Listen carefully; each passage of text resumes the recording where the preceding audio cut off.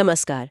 आज हम India's daily news digest की कुछ अहम खबरों पर थोड़ी गहराई से बात करेंगे। जी।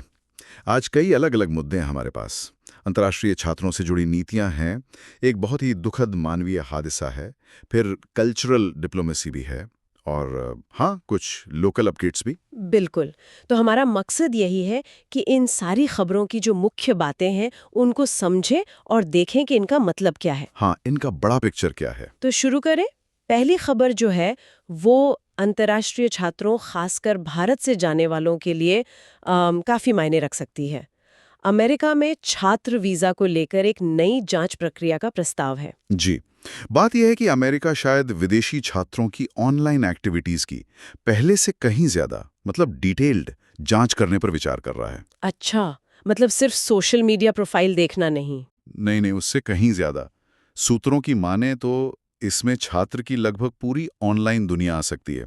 पब्लिक फोरम पर उनके कमेंट्स, वो किन ग्रुप से जुड़े हैं, क्या एक्टिविटी करते हैं ऑनलाइन, शायद उनके विचार भी। ओहो, ये तो काफी मतलब गहरा दखल लगता है।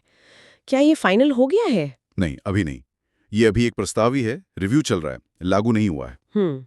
लेकिन हाँ, अगर ये लागू होता है तो इसका असर वीज़ा अप्रूवल पर तो पड़ेगा ही। बिल्कुल। और शायद ये भी हो कि जिन छात्रों को लगे कि उनकी ऑनलाइन हिस्ट्री थोड़ी कंट्रोवर्शियल हो सकती है, वो शायद अप्लाई करने से ही बचें। हाँ, ये मुमकिन है।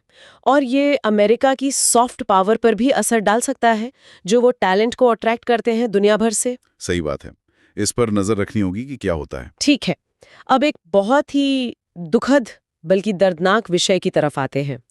एयर इंडिया की जो फ्लाइट AI-112 क्रैश हुई थी, उसके एकमात्र जीवित बचे यात्री विश्वश कुमार रमेश ने पहली बार बात की है। हाँ, ये 12 जून की घटना है। अहमदाबाद से लंदन की बोइंग 787-8 ड्रीम लाइनर फ्लाइट थी। टेक ऑफ के तुरंत बाद ही क्रैश हो गई थी। ओह!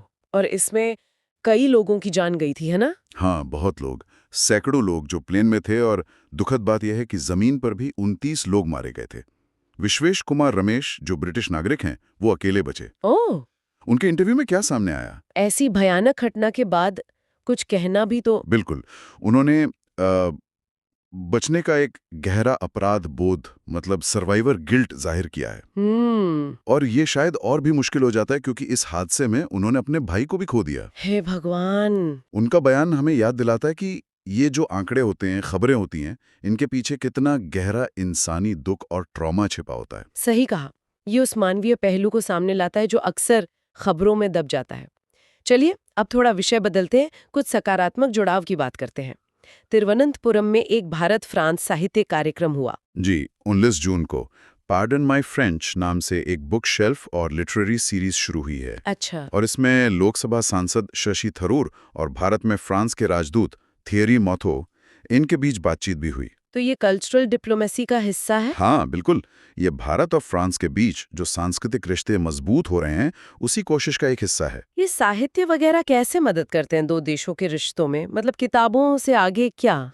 देखिए, साहित्य ना दो कल्चर्स के बीच समझ का एक पुल बनाता है। हाँ। कहानियों के जरिए, आइडियाज के जरिए लोग एक दूसरे का नजरिया, उनकी हिस्ट्री, उनकी वैल्यूज को बेहतर समझ पाते हैं। हम्म। ये जो कनेक्शन बनता है, हम्म। ये शायद राजनीतिक बयानों या मीटिंग से ज्यादा गहरा और टिकाऊ होता है।